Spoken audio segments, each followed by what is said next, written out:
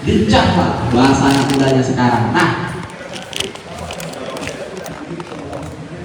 demi kelancaran diskusi publik kita kali ini, izinkan saya memandu sebagai moderator. Perkenalkan, nama saya Bilfata Nasution, alamat Jalan Siatas Barita, Gang Harupino. Untuk itu sambut salam saya, merdeka! Merdeka! Merdeka! Merdeka! Oke, baik.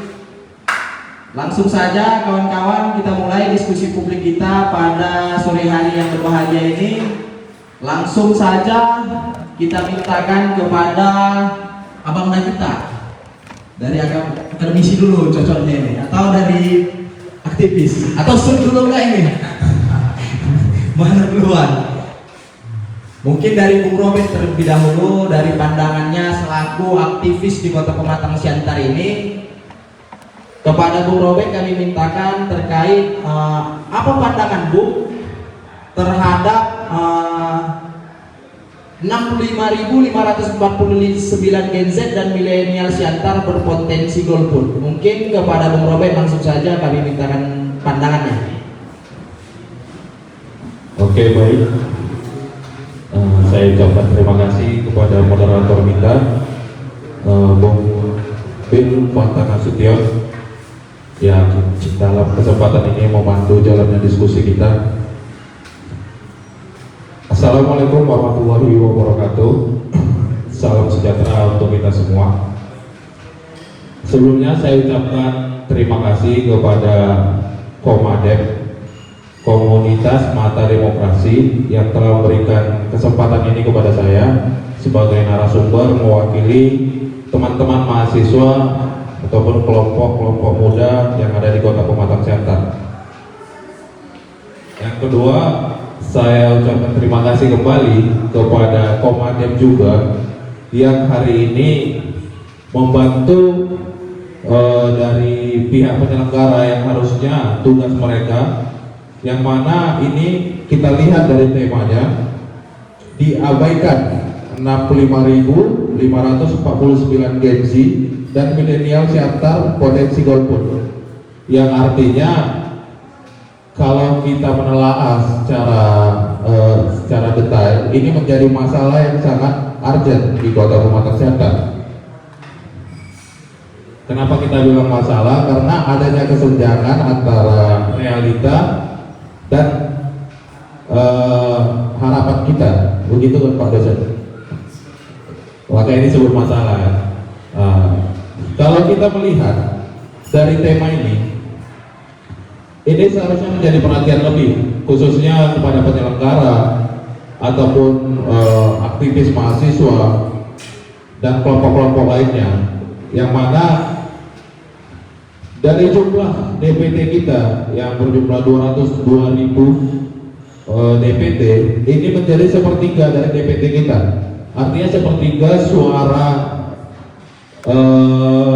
di pilkada ke depan itu berpotensi golput, yang kurang lebih itu dari generasi Z dan milenial, yang artinya terlepas dari tanggung jawab kita bersama, ini lebih kepada tanggung jawab moral oleh para penyelenggara. Dan hari ini saya ucapkan terima kasih kepada Komadem yang bersedia memfasilitasi pertemuan ini, yang akan kita cari solusi bersama bagaimana potensi-potensi golput ini kita hilangkan.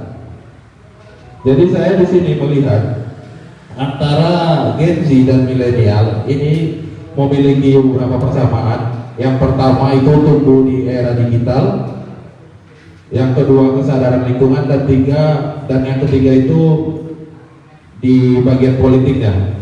Artinya para Gen Z dan milenial ini sangat cenderung menghabiskan waktunya untuk memanfaatkan teknologi yang ada seperti handphone, media sosial. Jadi terlepas dari itu semua, arah dari diskusi ini ketika dibilang diabaikan, bukan hanya sekedar diabaikan, artinya ada beberapa alasan Gen Z dan milenial itu berpotensi golput dalam pilkada mendatang. Yang pertama yang saya nilai, kelompok Gen Z ataupun milenial merasa tidak cocok dengan pilihan yang tersedia ataupun tidak percaya bahwa pilkada akan membawa perubahan. Artinya beberapa paslon yang ada di Kota Pematang Siantar, kita bilang ada 4 paslon yang diverifikasi oleh KPU, ini sudah menjadi bualan-bualan semata kalimat-kalimat yang disampaikan mereka. Tidak ada melibatkan peran-peran pemuda, khususnya mahasiswa, sehingga mahasiswa ataupun pemuda tidak percaya bahwa dengan memilih akan melakukan perubahan di Kota Pematang Siantar. Yang kedua, ini menjadi faktor umum ataupun faktor teknis yang memang sudah menjadi kebiasaan bagi Gen Z ataupun milenial, yaitu malas karena malamnya begadang, sehingga mereka bangun sore dan sudah ketinggalan kalau untuk memilih, ataupun di penghujung mereka sudah malas untuk datang ke TPS karena sudah telat gitu. Ini sudah menjadi kebiasaan kita khususnya mahasiswa, baik itu di lingkup organisasi secara internal ataupun eksternal. Kita sering berdiskusi sampai larut malam, dan ini menjadi alasan terutama juga mengapa Gen Z ataupun milenial itu terhitung golput dalam pilkada ke depan. Yang ketiga, adanya pragmatisme yang sangat melekat bagi budaya Indonesia, yaitu KKN, korupsi, kolusi, dan nepotisme, yang mana saya lihat setiap adanya pemilihan umum ataupun pilkada itu tidak terlepas dengan yang namanya suap menyuap. Itu sudah menjadi rahasia umum di Indonesia, khususnya Kota Pematang Siantar. Kita tidak sepenuhnya menyalahkan penyelenggara, yang artinya pun mulai dari pusat sampai ke tingkat daerah itu memang terjadi seperti itu. Kalau saya ditanya apakah money politik ini sah dilakukan dalam pertarungan pilkada, menurut saya sah-sah aja. Karena yang kita ketahui, yang namanya pesta demokrasi, yang namanya pesta itu nggak elok kalau kita nggak membawa amplop. Tetapi ada tapinya. Kenapa kita bilang begitu? Secara logika, yang namanya orang pengen menjadi orang nomor 1 di daerah tersebut, dia pasti menyiapkan secara finansial. Karena yang kita ketahui, kebutuhan primer itu bukan hanya sandang, pangan, dan papan lagi, tapi ada tambah satu, yaitu pengakuan dari orang lain. Inilah yang dikejar-kejar, kalau menurut saya pribadi, inilah yang dikejar-kejar oleh pasangan calon wali kota Pematang Siantar, yang mana mereka haus akan pengakuan dari orang lain. Dan ketika kita pun ditanya selaku mahasiswa pun kadang kita memang haus untuk pengakuan itu. Terus selanjutnya, sesuai dengan temanya diabaikan, artinya ada alasan Gen Z atau milenial, khususnya kita yang tergabung dalam organisasi mahasiswa, suara ketika menyampaikan pendapat cenderung sering tidak didengar. Itu sudah beberapa kali kita alami selaku mahasiswa yang bergerak di pergerakan. Kita sering dihadapkan dengan situasi-situasi yang seperti ini, yang artinya ketika kita ingin menyampaikan apa yang menjadi keluh kesah kita, keresahan kita selaku mahasiswa, itu tidak diterima dengan baik.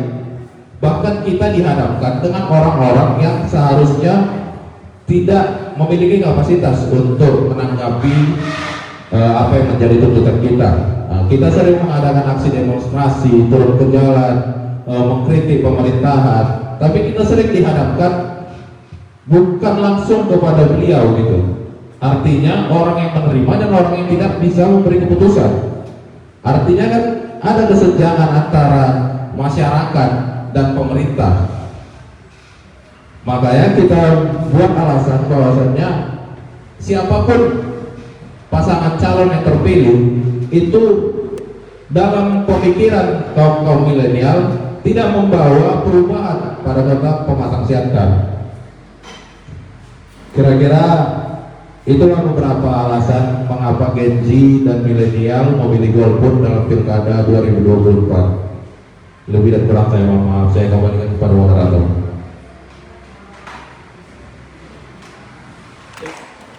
Cek, sangat luar biasa sekali ya pendapat dari Bung Robert selaku aktivis pergerakan Kota Pematang Siantar kali ini. Ada beberapa kata penting tadi yang saya catat. Yang pertama itu Gen Z kebanyakan begadang tadi yang kedua. Yang kedua, tidak adanya harmonisasi atau kecocokan antara para paslon dengan anak muda hari ini. Yang ketiga itu saya catat pragmatisme dalam pilkada ini sangat kental. Itu sudah menjadi rahasia umum. Sebab tidak mungkin pesta tidak membawa amplop. Itu tadi yang saya catat, sangat saya catat. Yang kedua itu kesenjangan antara apa yang disampaikan dengan realita yang dikerjakan. Nah, sangat menarik sekali dan sangat bernas sekali apa yang disampaikan oleh Bung Robert ini. Oke, kita lanjut kepada narasumber kita yang kedua, Bang Binsar Gultom selaku akademisi. Kira-kira Bang, gimana Bang pandangan Abang terkait diabaikannya suara Gen Z dan milenial? Mungkin boleh sedikit Bang. Baik, terima kasih Bung Robert tadi. Kenapa saya suruh duluan ya? Artinya karena saya nggak lain di Gen Z lagi. Dia dan teman-teman yang sekarang dengan saya itu. Tentu kegelisahan itu yang menjadi apa ya, yang mau kita eksplor lebih dalam.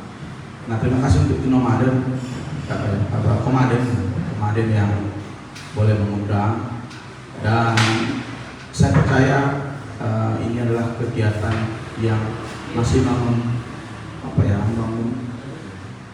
membuat kewarasan berpikir dan logikal. Itu yang paling penting, dan kita terus menjadi oase-oase dalam di tengah ya normatifnya dalam persoalan kehidupan, dan secara khusus ini adalah kontestasi politik.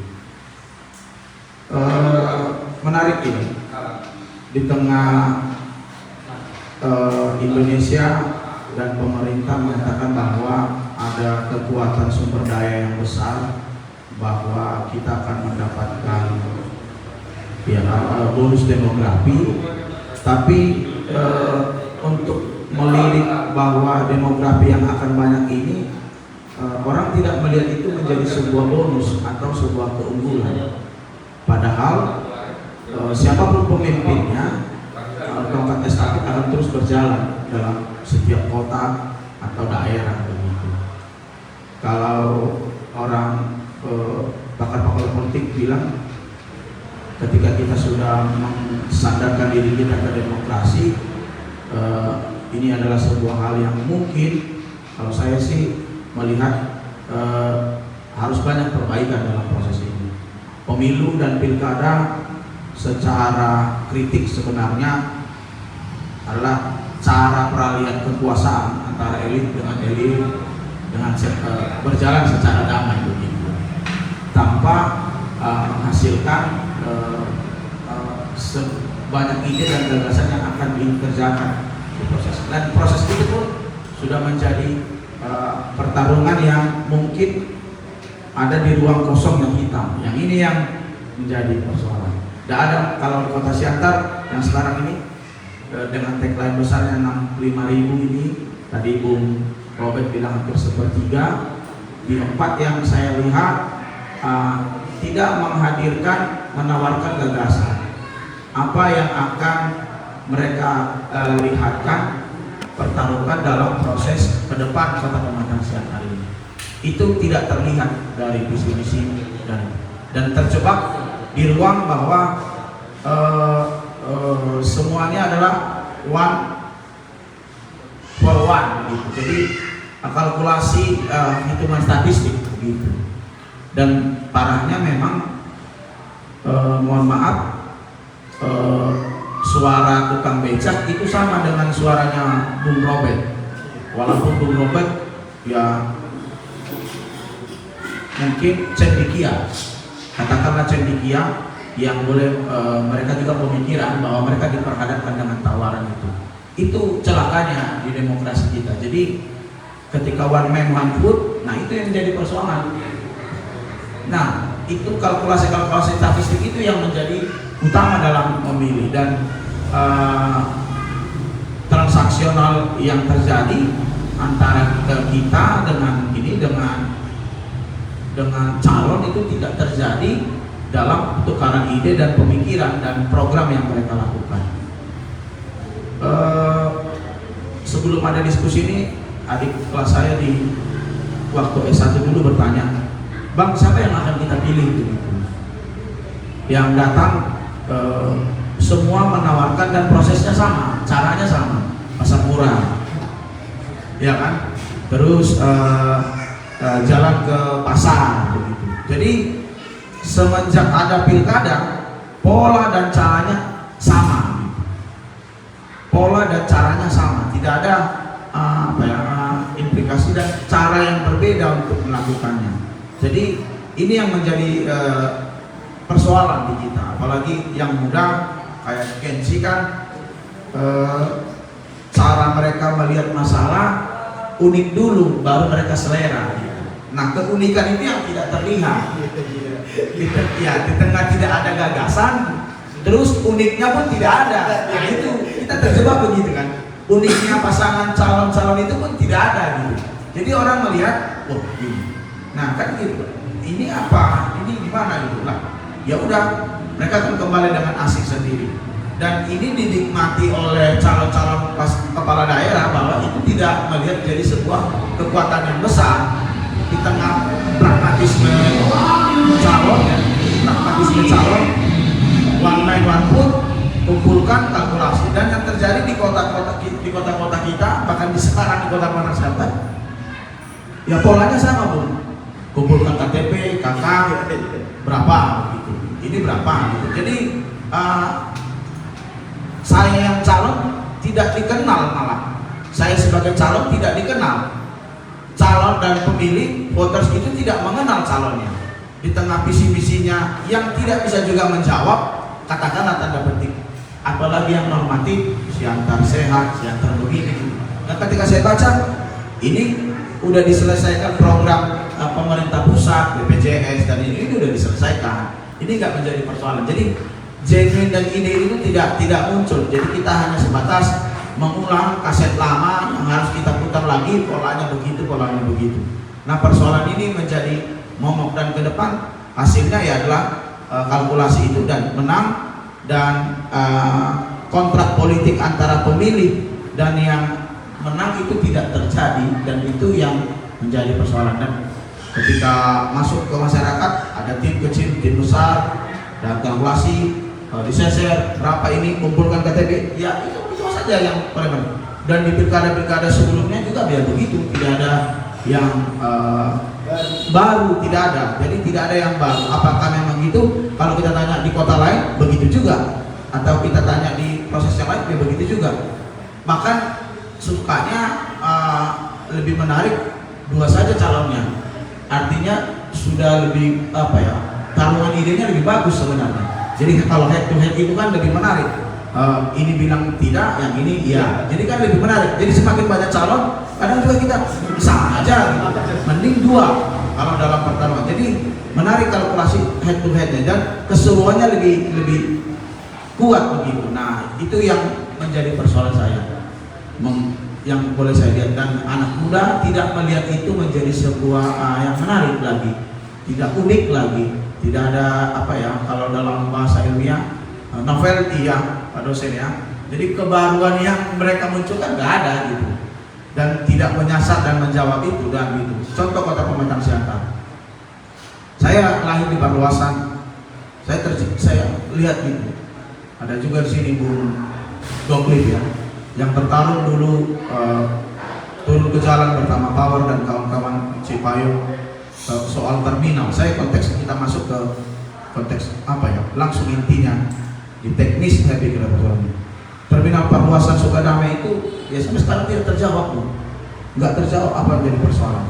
Dan orang yang lahir di situ juga ada calon lahir di situ, besar di situ, hidup di situ, gitu. Di tengah sudah banyak yang dia lakukan dalam proses-proses jabatan publik gitu. Jadi dampaknya yang bisa kita lihat ada. Lihat kota Pematang Siantar, di tengah kota ada terminal seperti lebih kacau dari Kembangan Kerbau, bau, pesing, cacat. Nah ini menjadi persoalan. Jadi itu tidak ditanya dalam diri. Itu tidak menjadi sorotan jadi gitu. Apakah ketakutan kita budaya Timur takut dikritik dan tidak menjadi persoalan? Nah ini mau gimana lagi? Nah yang itu yang tidak ada dalam ruang kita. Terlepas nanti dulu kita pilih siapa dan ini, itu kan kepada orang-orang. Dan ini hadir di sini gitu. Dan ini yang menjadi persoalan. Itu contoh kecil sederhana saja. Ketataan kota kita yang seperti itu, yang sampai detik ini juga masih saya seberang saya depan rumah dekat itu. Wah, nah dengan tidak ada beban calon tersebut menyatakan bahwa begini. Saya melihat itu menjadi ilusi di tengah kita haus dengan orang-orang yang pada akhirnya harus mampu melaksanakan pekerjaan-pekerjaan yang teknis sebenarnya, walaupun penuh kebijakan dan kepentingan politik untuk ke depan. Itu dari saya, dan untuk memantik di awal ya diskusi kita ini bahwa biarlah harapannya itu anak-anak muda melihat itu, dan calon-calon yang ada sekarang ada 4 saya lihat itu pun menjadi sebuah hal udah berubah ya. Ini masih ada waktu untuk melihat bahwa ini adalah segmen yang perlu dan penting. Sudahilah saya pikir cerita angin dan cerita surga yang akan dibangun kepada masyarakat. Mungkin itu dari saya untuk memulai ya macam cip panasnya. Baik, sangat menarik sekali tadi. Ada beberapa poin penting tadi yang saya catat. Yang pertama terkait pandangan 65.000 suara potensi milenial dan Gen Z ini. Yang pertama dari Bang Binsar tadi, tidak ada ide-ide kebaruan. Semua paslon di Kota Pematang Siantar ini memandang bahwasannya suara anak muda itu ibarat objek atau sapi perahan gitu kira-kira, dapat dibayar dan dapat dibeli. Nah, diskusi ini semakin menarik ketika kita masuk kepada bahwa kira-kira 65.549 suara kaum muda ini mau dikemanakan, mau diapakan, dan tujuan berjeningnya apa ke depan. Nah, saya minta pandangan dari Bung Robert selaku aktivis Kota Pematang Siantar. Tadi pertanyaan saya, 65.549 suara Gen Z dan milenial ini mau diapakan, mau dibawa kemana, dan lantas ke depannya itu bagaimana Bung? Kira-kira 65.549 suara Gen Z tersebut. Mungkin langsung saja kepada Bung Robert. Oke, baik. Kalau saya pribadi menilai, mengacu pada pemilu pada Februari 2024, yang mana Gen Z ataupun milenial itu termasuk sebagai suara penentu di dalam pemilu, yang artinya keterlibatan Gen Z itu sangat mempengaruhi terhadap siapa pemimpin yang baru. Kalau kita berbicara soal suara yang ada di Siantar, 65.000 suara terkhusus itu di Gen Z ataupun milenial, saya pun selaku mahasiswa ataupun pemuda bingung harus mau jawab apa, karena pada dasarnya seperti yang saya katakan, saya pernah mendengar kalimat bahwasannya siapapun yang terpilih toh juga gini-gini aja gitu. Kita belajar dari kepemimpinan sebelumnya, khususnya di kemahasiswaan. Setiap hari pendidikan nasional selalu melakukan demonstrasi, selalu menuntut bahwasannya kapan adanya universitas negeri di Pematang Siantar. Tetapi apa jawaban normatif yang selalu kita terima? Dan itu pun menjadi janji-janji politik setiap pasangan calon yang akan mencalonkan diri menjadi wali kota. Tidak pernah terrealisasi. mulai dari dulu sampai hari ini.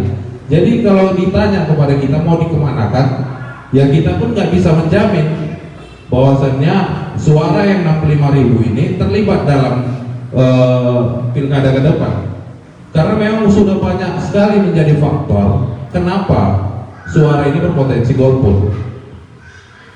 Kalau kita bilang kurangnya literasi, enggak, karena kemajuan zaman dan memang sifat dari Gen Z memanfaatkan media sosial melalui platform-platform, dan sekarang saya lihat pasangan calon juga udah canggih, nge-share melalui media, pakai musik, udah canggih. Cuman ya memang dari hati nurani itu udah gak ada lagi gitu.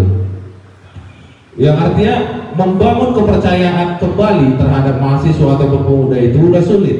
Kepercayaan itu yang sudah hilang.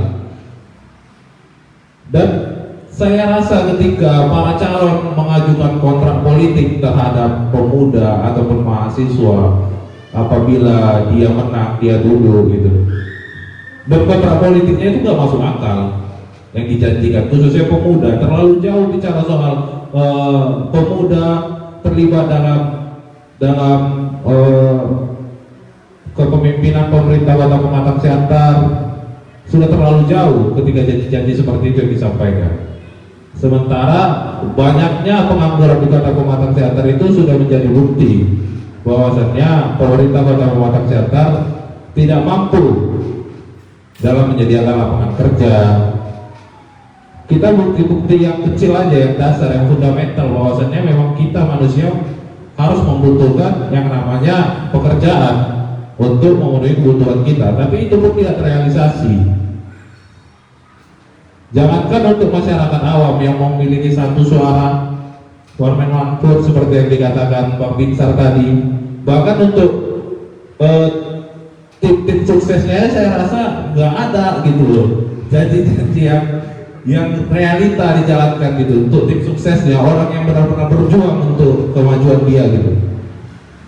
Jadi bualan-bualan seperti ini nggak bisa kita terima lagi, karena kepercayaan pemuda ataupun mahasiswa yang selalu dihadapkan dengan janji-janji politik para pasangan calon yang tidak masuk akal dan tidak terrealisasi sampai hari ini. Kita nggak tahu mau jawab apa. Dan kalau saya pribadi ditanya, saya juga belum tentu memilih dan belum tentu juga golput. Kira-kira seperti itu, moderator. Baik, sebelum saya beranjak ke Bang Binsar, ada satu pertanyaan lagi yang sangat menggelitik di kepala saya nih, Bung Robert. Sebagai kaum milenial kita berdua ini, saya mau bertanya kepada Bung Robert, ada salah satu paslon yang menggunakan Gen Z dan milenial sebagai medium kampanyenya. Saya bertanya kira-kira, di situ pernyataannya bahwasannya dua sekian tahun lah, atau 2 tahun sekian kepemimpinannya itu dianggap sudah banyak programnya, sudah banyak strategisnya, sudah ada penghargaannya. Kira-kira Bung Robert sepakat nggak untuk kepemimpinannya dilanjutkan? Yang kedua, kira-kira Bung Robert sepakat nggak bahwasannya ada perbandingan yang saya menggelitik di kepala saya? Kita seperti Gen Z dan milenial ini yang kebanyakan nuntut, kebanyakan mengkritis itu dibandingkan dengan wali kota atau pemimpin yang katanya sudah punya prestasi. Kira-kira sepakat nggak Bung Robert? Saya langsung saja kepada Bung Robert. Oke, baik. Kalau saya ditanya seperti itu, mungkin yang bisa saya jawab, kalau saya pribadi, saya termasuk pelaku dalam penuntutan hak-hak masyarakat Kota Pematang Siantar terhadap pemerintah Kota Pematang Siantar. Artinya kita selaku mahasiswa siap sebagai jembatan untuk memfasilitasi apa yang menjadi keresahan masyarakat. Dan dengan adanya hak angket yang diberikan oleh DPRD Kota Pematang Siantar, itu sudah menjawab bahwasannya perwakilan kita sudah ada di DPRD.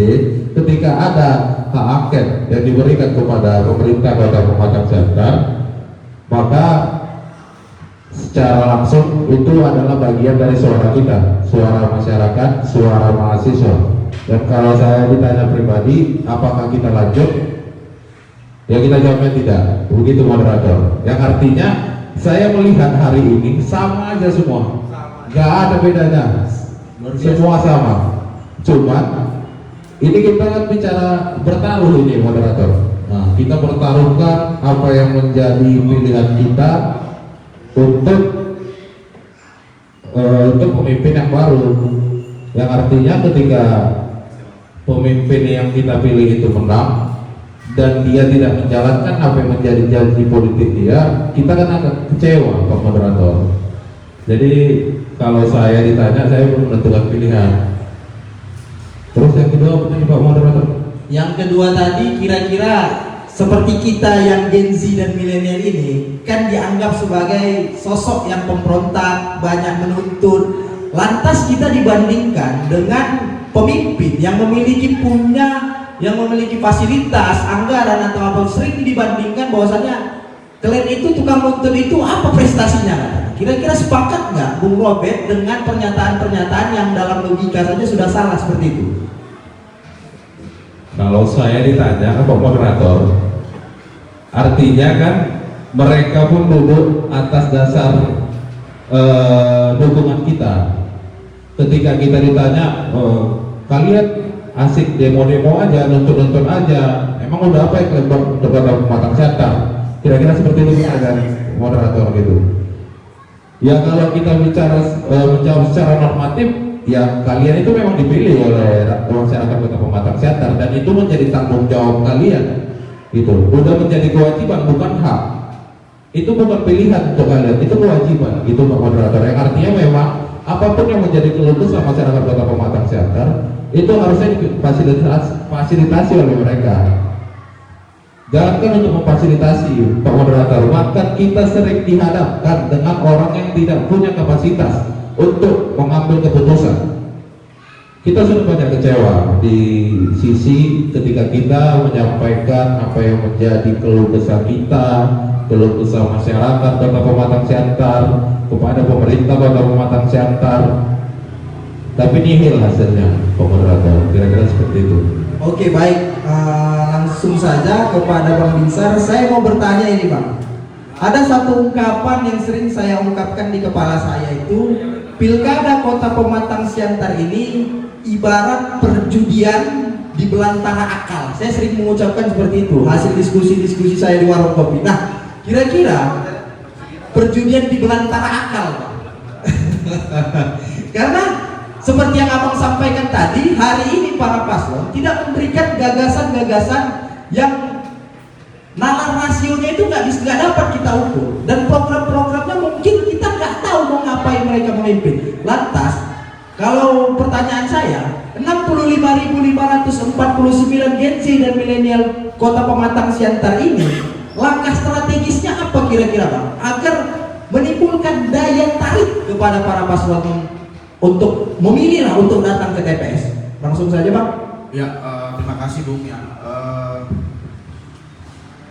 Jadi kita kadang sering diperhadapkan dalam konteks yang menjadi keharusan itu menjadi sebuah prestasi. Saya pikir makanya itu menjadi persoalan. Jadi pejabat publik membuat sesuatu hal atau kebijakan dan program yang baik itu bukan prestasi bagi saya, itu keharusan. Nah ini kita jadi apa? Nah di tengah posisi sekarang nilai plusnya di milenial dan Gen Z itu kita ada akses, banyak akses diberikan atau platform untuk menerangkan dan menjelaskan apa ya kegiatan yang sudah dilakukan pejabat publik. Nah itu nggak ada gitu. Bahkan yang ada sosial media, saya tidak sebut namanya, sosial media pejabat-pejabat itu yang ada adalah menampilkan kemewahan, bukan menampilkan apa yang mereka sudah lakukan gitu. Dan orang juga akan melihat, dan banyak itu. Ada juga pejabat negara besar, saya lihat salah satu lembaga tinggi di Indonesia, sedangkan berpensiun, yang terlihat hanya adalah ada mobil baru, koleksi-koleksi, dia punya binatang peliharaan begitu. Kita nggak mau, harusnya tidak itu yang mau kita lihat. Nah keterbebanan itu yang saya pikir ini mau dilakukan mau kayak mana, tapi ya kayaknya nggak peduli lagi, nggak perlu, nggak ada guna gitu. Terus yang kedua, persoalan di kota, kalau tadi saya bantu jawab ini, yang datang yang sedang memerintah sekarang juga variabel itu tidak terlihat. Contoh, tadi juga saya sudah bilang Stadion Samnawali itu tidak ada yang bisa melihat itu. Apa sih untuk mendapatkan kaula muda ini, akses mereka apa? Fasilitas olahraga. Baru mereka apa ya, olahraga baik. Sekarang olahraga sekarang sudah lebih banyak kan? Baik game dan yang lain. Itu aja tidak bisa terjawab gitu. Atau kalau dibilang literasi, perpustakaan yang mumpuni untuk memberikan apa ya, memberikan konsep bacaan kepada generasinya. Baru berikutnya, nah ini menjadi persoalan, ini tawaran juga ya, sebenarnya di kita ya. Harusnya, karena di pilkada dan pemilu kita 2.000 orang pun yang memilih, 2.000 orang pun yang memilih Bu, itu sah. Jadi besok kalau pilkada 2.000 yang datang ke TPS, 2.000 orang itu sah menjadi apa ya, representasi kita gitu. Pertama, kita terjebak ini. Ada yang golput yang muda yang sepertiga dari DPT 200.000 ini, 65.000 ini golput, tapi di satu sisi mereka golput 2.000 aja yang datang ke TPS itu sah gitu. Itu sah mewakili semua pada saat tadi, ya itu yang datang begitu. Seperti pernah terjadi di Kota Medan, 30 sampai 40% saja yang datang ke pilkada begitu. Nah, kita itu nggak menjadi persoalan, dan ini juga perlu disisipkan dalam undang-undang pilkada supaya ada batas minimal ya DPT itu datang untuk memilih. Jadi mereka sang calon pun berebut untuk merebut konstituen, hati konstituen. Nanti terjebak terlepas bagaimana programnya. Itu yang kedua. Dan yang ketiga tadi yang perjudian di dalam negara. Nah ini kalau saya sih mau bilang kata orang bijak, adillah dari sejak berpikir ya. Ketika berpikir dulu adil, maka akan bertindak lebih adil. Ini dari terjebak karena memang masyarakat juga menerima apa yang dilakukan oleh calon, sehingga variabel terakhir itu adalah money politik. Nah ini yang menjadi. Nah kemampuan orang ini terjebak ya. Orang harus mencari dana, calon harus mencari dana untuk mempengaruhi pemilih dengan solusi yang terakhir tadi. Jadi transaksional money politik yang menjadi harus. Dan ini menjadi kegelisahan kita bersama-sama teman-teman. Di tengah juga kalau saya teringat dulu penjajah membuat kota kita atau negara kita, warga itu tidak pintar karena tidak bersekolah begitu. Tapi sekarang yang saya lihat masyarakat tetap dibiarkan miskin, itu menjadi besok menjadi kalkulasi politik besok, dan mereka tetap miskin dan variabel itu tetap menentukan. Ini yang menjadi persoalan. Maaf, saya mau bilang itu bahwa ini kegelisahan. Kami pun, saya pribadi akademisi melihat ini. Warga itu dibiarkan tetap miskin, jadi kebergantungan dengan proses-proses pilkada ini menjadi terus akan terjadi money politik yang terus melihat. Dan 65.000 pemilih Gen Z ini harusnya ini menjadi kekuatan ya, kekuatan dalam melakukan kalkulasi politik. Hanya saja kebiasaan kita teman-teman adik-adik ini ketika mengaspirasikan, mereka melihat itu menjadi sebuah hal yang biasa dan ada semua. Dan jadi ini kalau saya bilang mau diantarkan kemana, ya tetap ke kita untuk bertarung dalam proses itu. Mungkin itu menambahi tadi yang pertanyaan moderator yang menarik, yang bombastis. Baik, sebelum saya berpindah kepada audiens Bang, ada satu pertanyaan lagi yang tadi Abang sampaikan bahwasannya terkait kurangnya ruang berekspresi tadi Abang. Itu poin pertama. Dan di sini saya mau menegaskan Bang, ada satu pertanyaan tadi. Sebentar saya ingat-ingat dulu apa tadi yang saya tanya Bang. Tadi pertanyaan saya yang terkait dengan penyampaian ataupun aspirasi tadi Bang, aspirasi seputar kegelisahan-kegelisahan kita. Lantas Bang, yang menjadi pokok pertanyaan saya itu kira-kira di sini tadi transaksional dalam pemilihan. Nah, saya mengibaratkan bahwasannya para tadi kaum miskin, kaum yang tersejahterakan itu lantas ini solusinya kira-kira apa sih Bang? Solusinya dalam agar mereka ini kembali tercerahkan istilahnya Bang.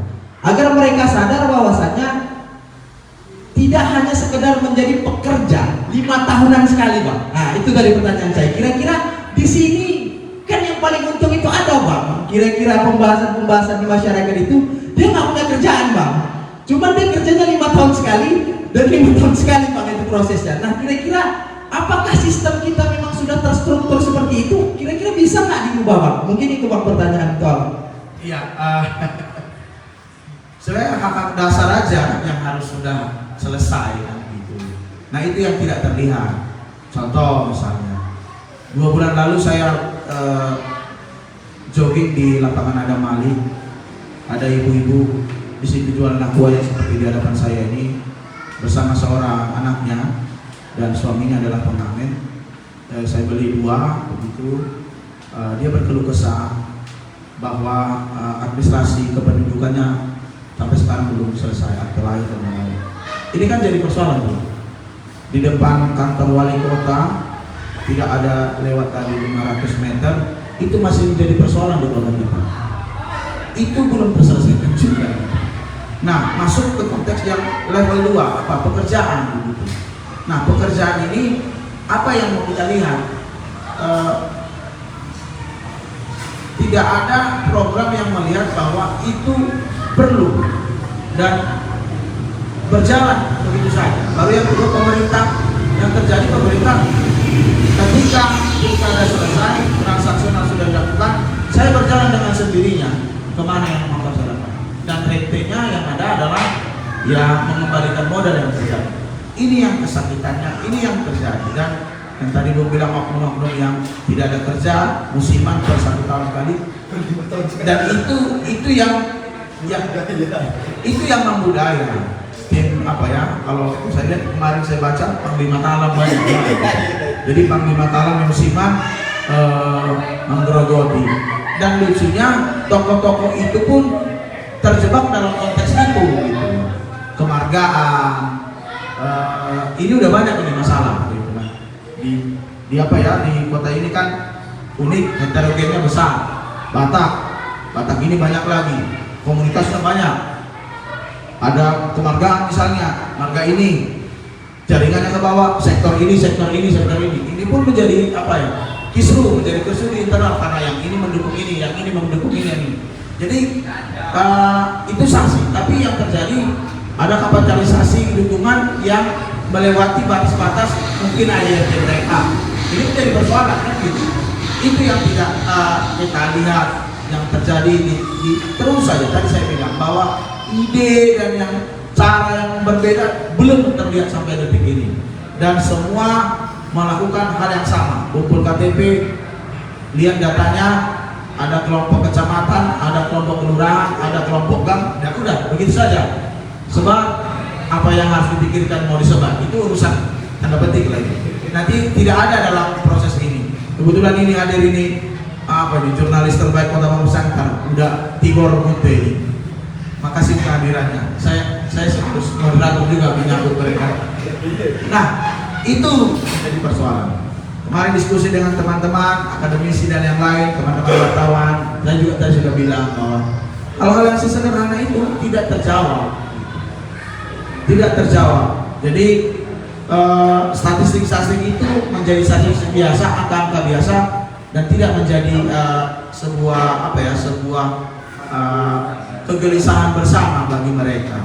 Datang, lakukan, baru setelah Anda sudah menang, siapa yang kalah terlihat, ya udah tinggalkan itu dan tidak terjadi. Saya lihat ada beberapa calon meniru beberapa kota bahwa apa itu ya, kantor wali kota akan dibuka 24 jam begitu. ya baru rumah dinas akan dibuka begitu. Itu kan apa ya namanya, itu angan-angan kan gitu. Nah, angan-angan yang tidak terlihat dalam proses itu. Baru ada wali kota yang hanya menjelaskan bahwa saya dulu begini, histori saya begini, pernah begini. Itu betul, tapi tidak menjawab menjadi persoalan kita. Di tengah heterogen kota Siantar, kesukuan ada. Siantar adalah kota yang punya ciri khas tersendiri, kota Siantar ini. Saya mau bilang sejarah kota ini punya keunikan tersendiri. Jadi uniknya diperlukan keunikan program. Itu yang tidak kita dapatkan. Di tengah lagi yang muda, Gen Z ini, yang unik, yang bisa kita lihat, buat tidak ada kita dapatkan dalam sampai udah berapa minggu ini, dan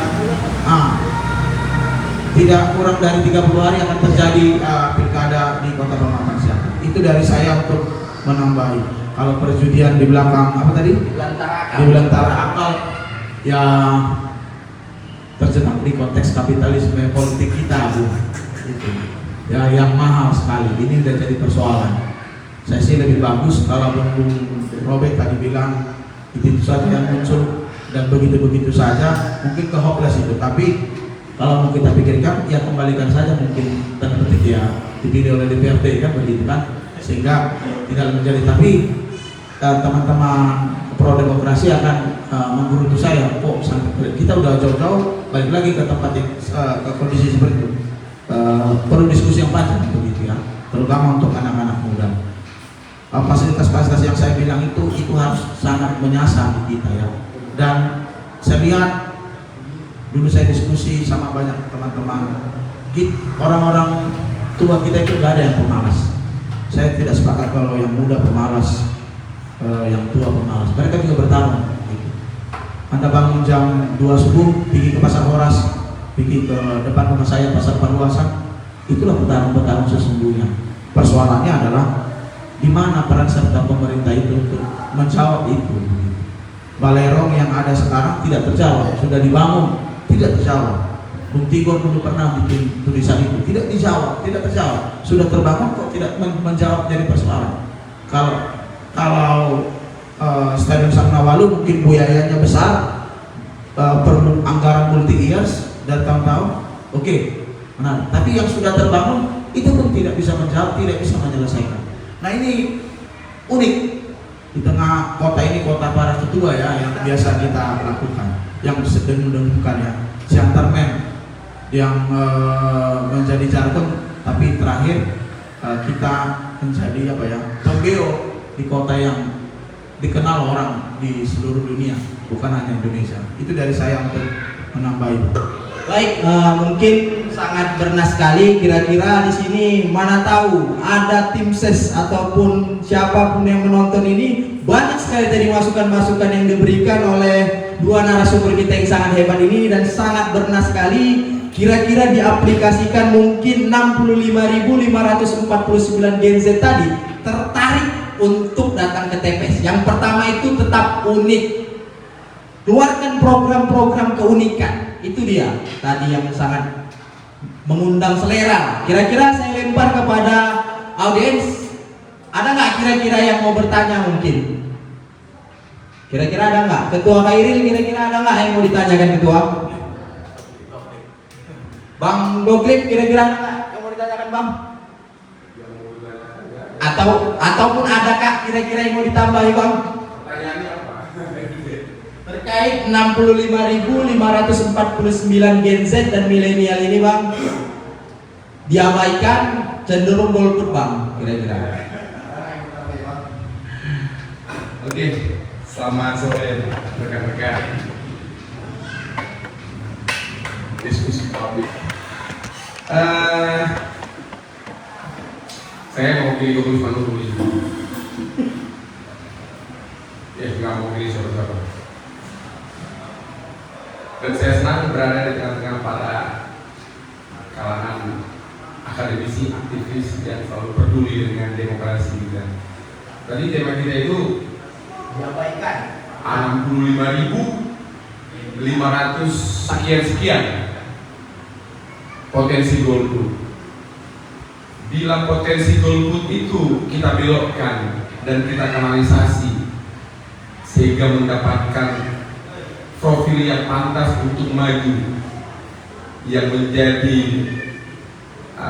representasi daripada Gen Z dan milenial power misalnya, maka Siantar akan mendapatkan wali kota yang merepresentasikan Gen Z dan milenial. Kalau melihat jumlahnya itu, kalau kita lihat jumlah pemilu tahun lalu, DPT kita 202.216, suara yang didapat cuma 151.236, artinya ada 50.000 sekian yang golput. Anggap itu 50.000 sekian itu golput adalah Gen Z dan milenial, dan memang pantas kita anggap bahwasanya itu adalah kalangan muda kita saat ini yang tidak peduli dengan politik. Kalau kita boleh lihat fenomena ini, ya memang benar Gen Z dan milenial ini nggak peduli dengan politik, bahkan negara mereka nggak peduli. Dalam dunia globalisasi saat ini, yang dimana tidak ada sekat untuk mencari kehidupan, untuk dapat survive ekonomi, Gen Z, milenial nggak perlu negara, Bu.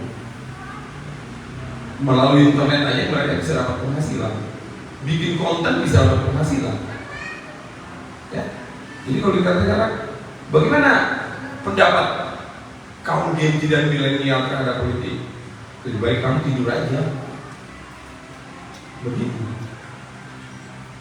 Dan kalau kita lihat sekarang ini, pertanyaan kita, aku selalu ya, ini berapa menit nih modal?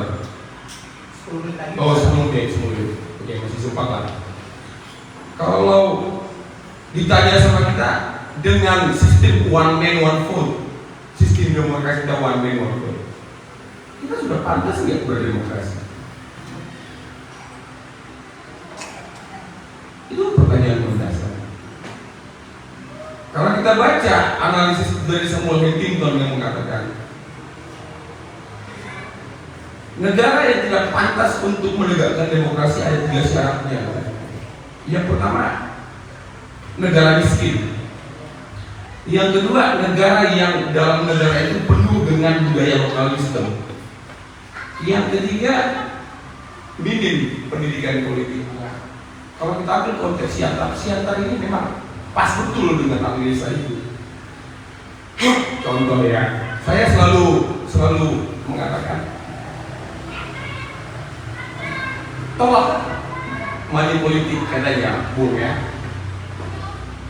Kalau kita tanyakan itu atau kita bilang itu sama mama kita atau mak, jangan terima uangnya. Dia apa itu? Udah gila kau sebagai anak. Serius Bu. Kaulah anak yang paling gila yang menolak uang. Kenapa mama bilang begitu? Oke, kita ambil dari standar pendapatan. Tingkat sosial pendapatan masyarakat terendah apa? Kita bilang, oke, kamu dulu. Berapa BMK Siantar? 2.500.000. Ya, cek fakta ke lapangan. Pekerja-pekerja yang bergaji 1.500 banyak sekali. Pertanyaannya, kalau kita katakan kepada mereka yang bekerja yang mendapatkan upah 1.500.000 ke 2 juta, Pak Bu, supaya negara kita atau kota kita ini maju, jangan terima uangnya. Diapain kita? 200.000 dikasih paslon itu, bisa beli beras setengah kali itu, bisa beli sepatu anaknya yang ternanak, bisa membayar uang sekolah anaknya minimal 2 bulan.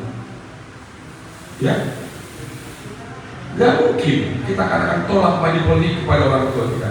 Oke, buat kalangan Gen Z, milenial, kaum muda yang memang tingkat pendidikannya sudah tinggi dan pemahaman tentang demokrasi, apalagi politik, sudah sering dibicarakan di tingkat diskusi. Ya, saya masih bisa mengatakan, oke, Gen Z dan kaum muda bisa menolak itu. Tapi pertanyaannya, orang tua juga yang mengeksploitasi anaknya kan, memasukkan itu, ini nama anak lagi, masukkan supaya bisa berdapat serangan pajarnya. Diskusi kemarin saya mendapat poin dari Bung Bismar. Bung Bismar mengatakan di Kabupaten Simalungun, apa alasan anak muda itu untuk menggunakan hak pilihnya dalam proses pilkada? Bung Bismar bilang, ikut dengan pilihan orang tuanya. Ikut dengan pilihan orang tuanya yang tujuannya untuk memilih, untuk mendapatkan serangan pajak itu.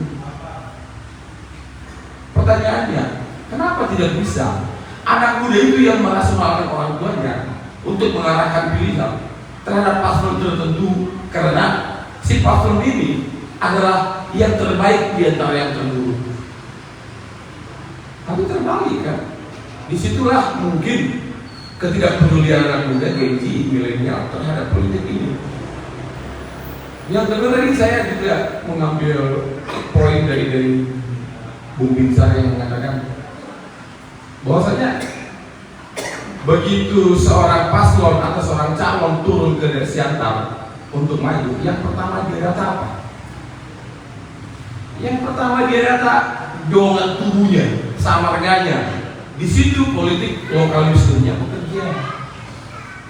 Dulu 2015 di Kelurahan Suhan di Jalan Sejahtera nomor 2 itu kampung saya. Ada bapak-bapak bilang, kita pilih mah si Aib Bolo, dari pilih mana? Yang penting berita. Bayangkan. Kalau berani pun kelakuannya, yang penting itu bagi kita. Artinya doa sama kata. Sampai begitu loh kalau itu bekerja, Bu. Di situ sangat sulit memang kita menerima atau mengandalkan one man one vote ini sebagai pilihan demokrasi yang ideal. Yang ketiga, tentang minimnya pendidikan politik. Ya. Contoh ini, Bung, ya, kawan-kawan sekalian. Kalau kita tanya seseorang apa tujuannya memilih, dia nggak tahu sama sekali. Dan dengan ketidaktahuannya itu, Anda yang menang pun yang dipilihnya, ya, dia tidak akan kontrol itu selama 5 tahun. Artinya masyarakat kita tidak punya investasi politik 5 tahunan ke depan sesuai dengan priorisasi pilkada. Tidak punya, Bu. Bahkan di kalangan anak muda pun, kalau kita sudah menentukan pilihan, ya, kita nggak kontrol itu. Padahal tanggung jawab moral kita untuk mengontrol itu, karena itu yang kita pilih. Itu tanggung jawab moral. Tapi kita nggak kontrol kan? Selesai kita pilih, selesai. Urusan saya selesai, urusan dia terserah dia. Maka terjadilah kondisi kota Siantar yang seperti ini. Terakhir, saya ingin katakan, kalau seorang calon kepala daerah mengatakan ingin membangun Siantar, hanya satu aja dia buat terobosan. Hanya satu, nggak perlu yang lain-lain. Perbaiki politik anggaran di DPRD. Kalau sampai sekarang dari postur APBD kita yang hanya bisa kita nikmati hanya di angka 11-13%, walau lah, jangan berharap kota Pekalongan Siantar tetap bisa berbangun. 87% itu dinikmati oleh yang 6.500 itu. Kalau berani seorang kepala daerah mengatakan, oke, untuk anggaran belanja barang dan jasa, ya, kita tekan serendah-rendahnya, alihkan ke belanja modal. Saya yakin Siantar pasti bisa berkembang dengan anggaran atau dana yang dia miliki. Jujur, daerah urat nadi pertamanya adalah keuangan. Bila itu tidak bisa dimanage dengan benar, maka Siantar akan tetap begini-begini saja. Terima kasih semuanya.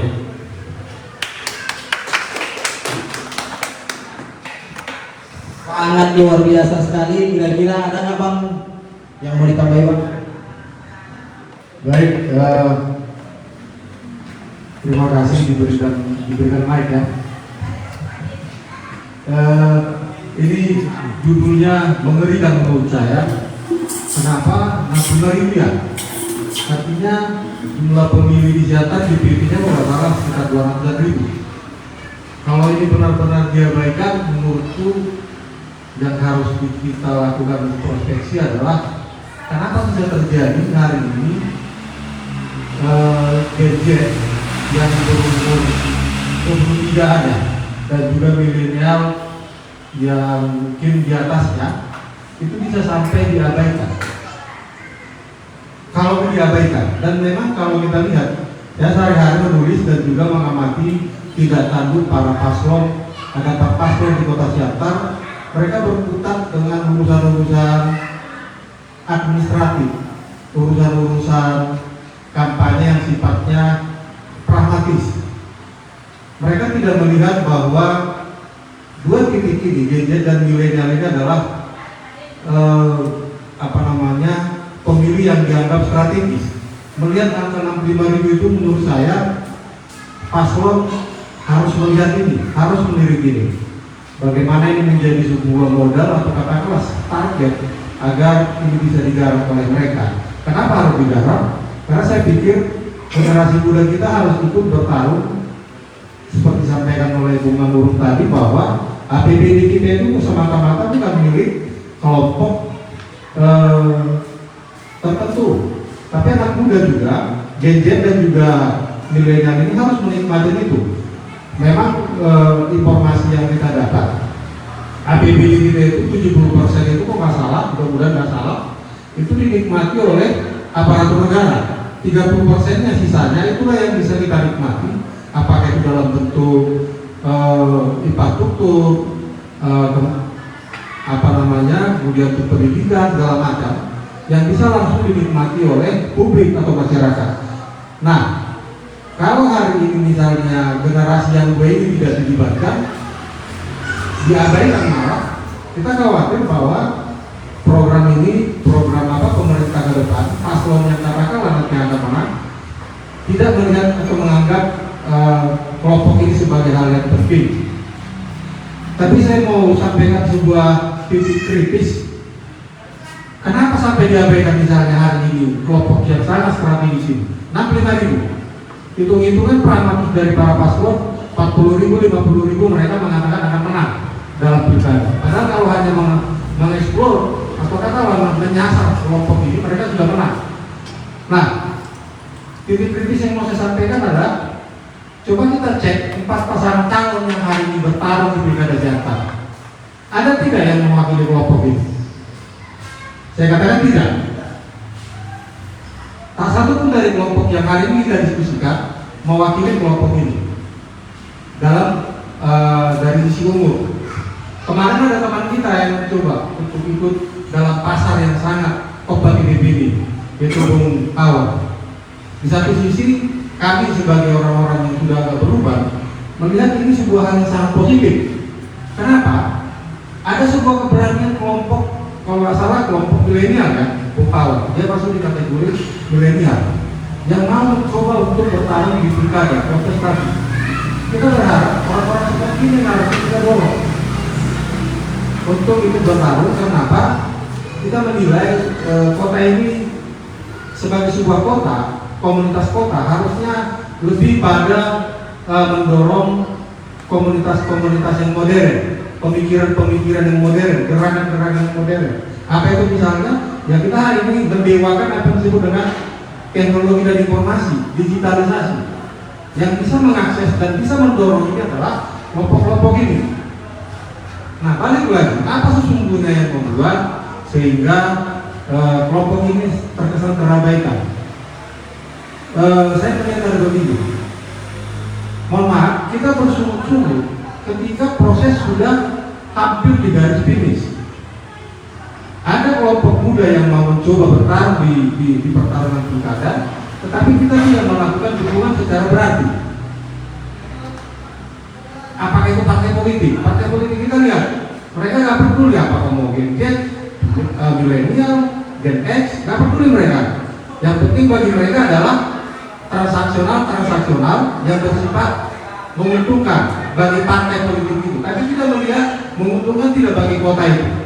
Kita bisa lihat etalase 4 pasangan calon sudah tua, ya sudah ujur, seharusnya mereka istirahat, tapi mereka masih berkeinginan untuk memegang tampuk kekuasaan di kota ini yang sebetulnya membutuhkan energi-energi yang lebih dahsyat.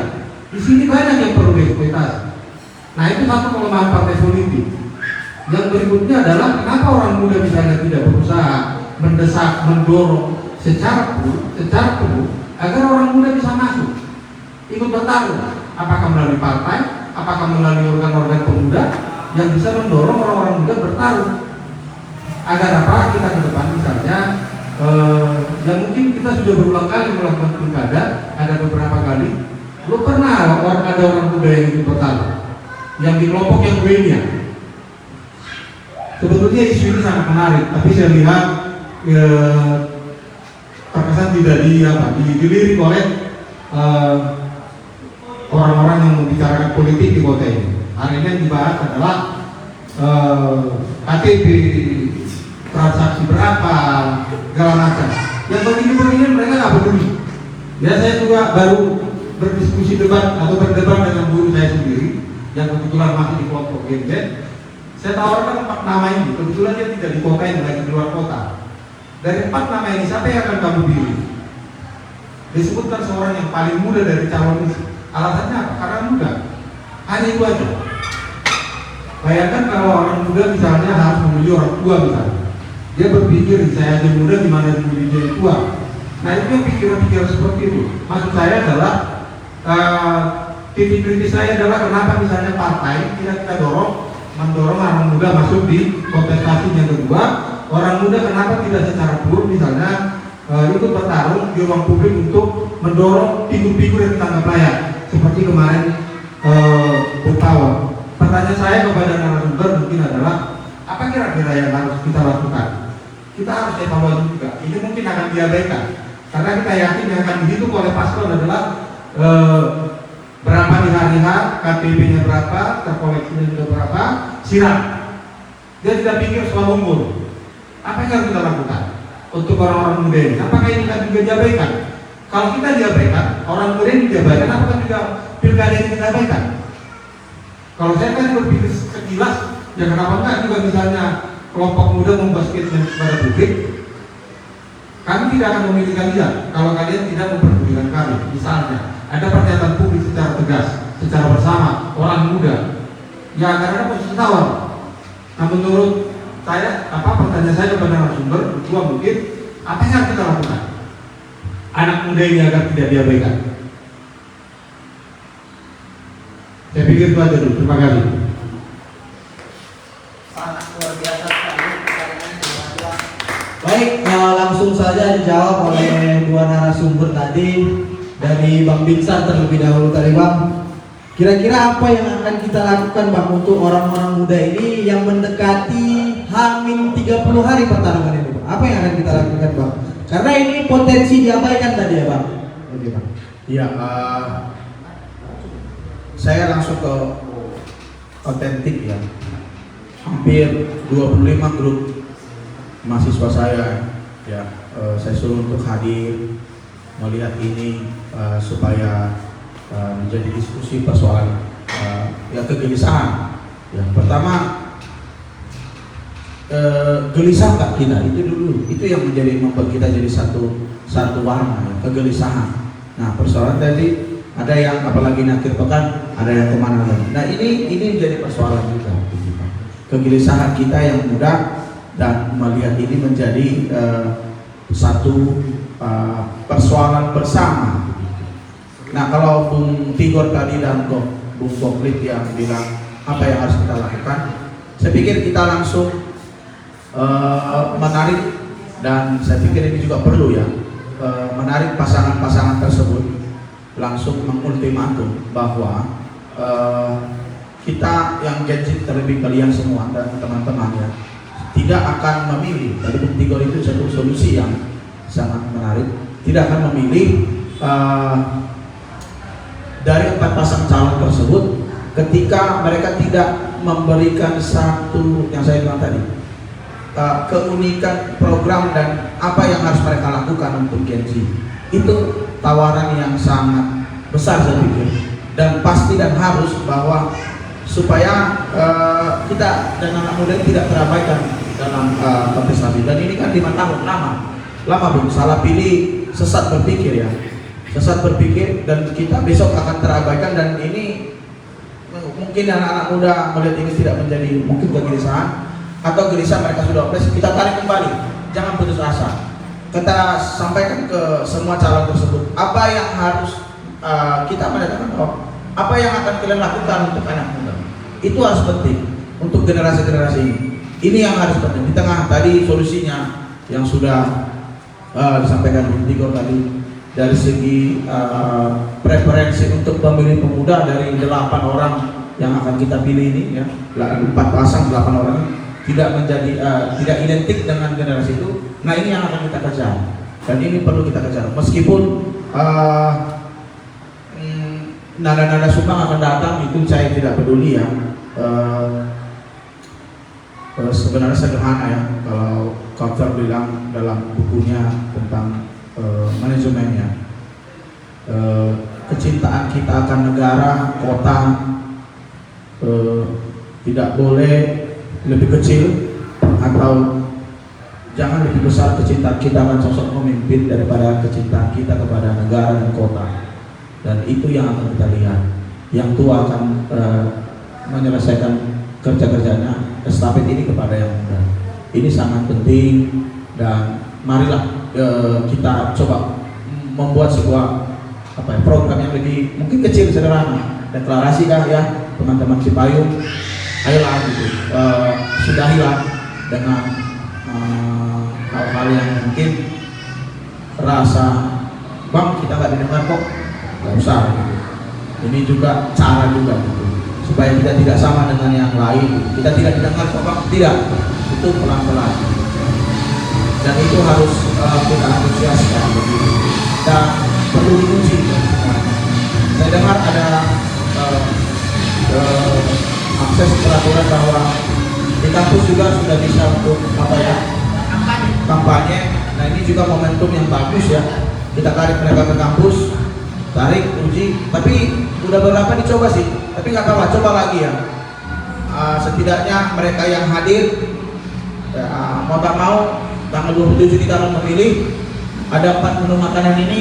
Gen Z melihat yang mana, apa yang mendekati preferensi dari pemilih Gen Z itu dari saya. Dan deklarasi itu harus penting untuk membuka kembali, dan jangan kelala dalam bertarung dalam itu. Mungkin itu dari saya mewakili Bung Robert yang memang asli Gen Z ya. Saya Gen Uban ya. Sudah banyak Uban tadi. Oke, langsung saja Bung Robert. Kira-kira apa yang akan kita lakukan Bung Robert terkait pertanyaan yang tadi? Pengetahuan yang ditambahin. Oke, baik. Untuk menjawab pertanyaan dari Bang Tigor, kalau saya pribadi Bang, artinya bukan kepada kita pertanyaan itu Bang. Kita nggak perlu melakukan apa-apa kalau menurut saya Bang. Yang artinya kita selaku konstituen para paslon, seharusnya mereka melakukan apa untuk meningkatkan daya tarik kita selaku konstituen dia di barisan Gen Z ataupun milenial. Karena ketika kita yang ditanya apa yang kita mau, bahkan kita bicara soal hak kita dan menjadi kewajiban bagi mereka, itu tidak terpenuhi Bang.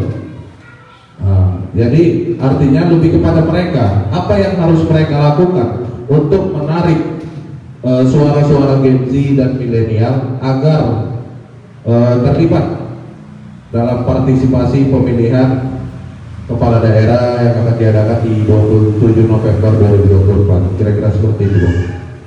Baik, terima kasih. Mungkin sebentar lagi kita sudah menuju penghujung malam.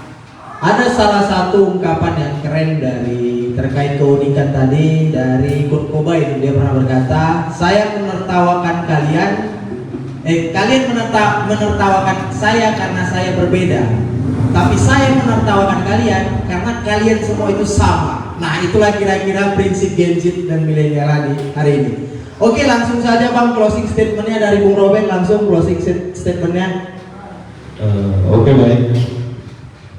saya pernah mendengar ilustrasi ataupun pembicaraan dari Rocky Gerung kepada ibu-ibu ketika ibu-ibu mengatakan bahwasannya Rocky Gerung menilai pragmatis itu hanya seperti ini. Ketika ada salah satu paslon memberikan serangan ataupun suap menyuap kepada masyarakat, bagi Rocky Gerung mungkin 50.000 itu satu kali kopi, kata ibu itu. Tetapi bagi dia itu bisa membeli beras ataupun kebutuhan pokok lainnya. Di sini adanya ketimpangan sosial yang artinya saya sepakat dan saya merasa bahwasannya pragmatis ataupun money politik itu disahkan oleh negara ataupun KPU, tetapi diadakannya regulasi, artinya ada batasan-batasan ketika dilakukannya money politik, karena kita tahu budaya ini tidak bisa kita tolak karena ini bagian dari budaya Indonesia.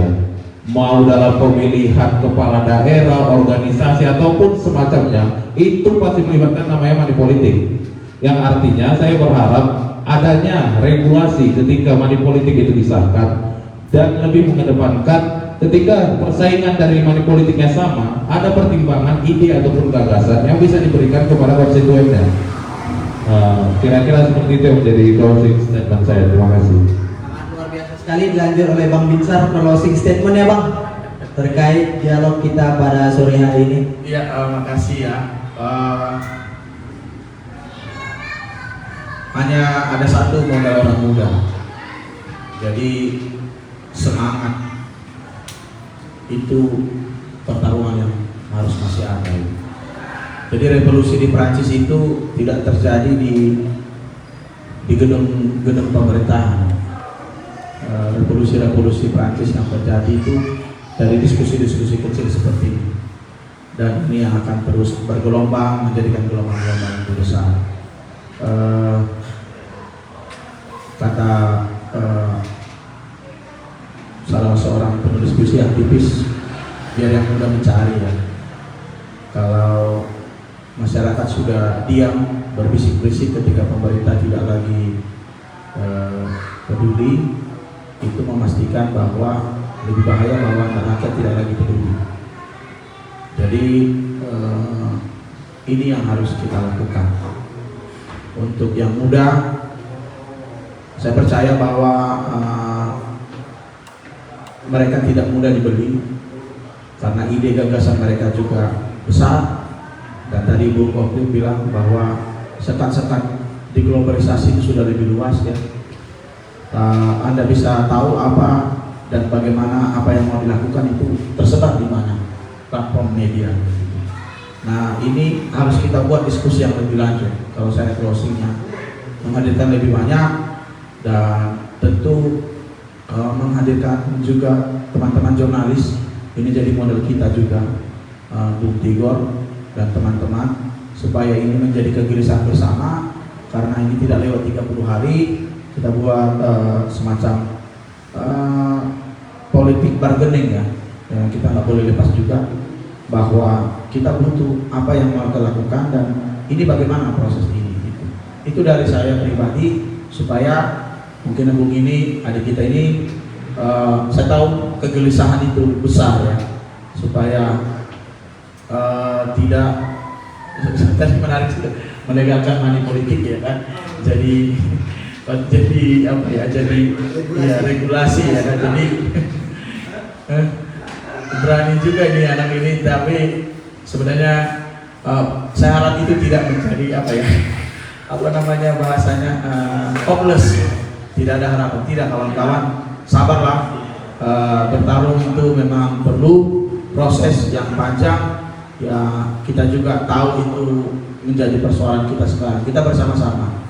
Dan saya harap juga ada kemarin diskusi ini terus berlanjut. Kalau bisa minggu depan kita rakit yang lebih baik lagi, buatkan DT dan tentu kita buatkan diskusinya, apakah misalnya di sini bisa di kampus atau yang lain, sehingga ini menjadi tren tersendiri ya.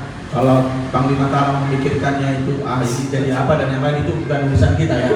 Saya juga dan saya hadir di sini mewakili akademisi, Bung Blim juga hadir dalam personal sebagai ya cendekia ya masyarakat yang peduli akan pendidikan pendidikan politik di masyarakat kita.